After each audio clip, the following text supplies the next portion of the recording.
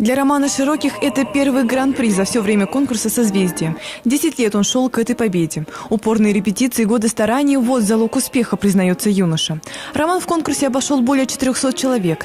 Победителю была вручена символичная награда. Мне подарили сертификат на получение именной звезды в созвездии Большой Медведицы. Его коллега помладше, ученик 10 класса Абдул Разуев, показывает медаль за первое место. Уже стоит задуматься о будущем, признается молодой человек. Тем более, что предложение есть. В жюри сидел зав. Кафедрой эстрадного факультета ГИТИСа профессор Борисов Михаил Борисович.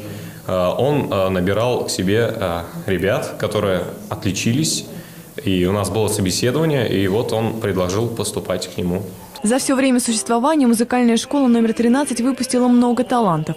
Ее воспитанники учатся в престижных заведениях и все больше развивают свои возможности. Даже закончив нашу школу, те ребята, которые связали свою жизнь с искусством, они не забывают школу, они приходят и занимаются. Потому что очень много конкурсов. Теперь молодых людей ждут новые высоты и конкурсы. В скором времени мы услышим о них вновь. Ксения Антонова, Ильнар Харисов для программы «Новости».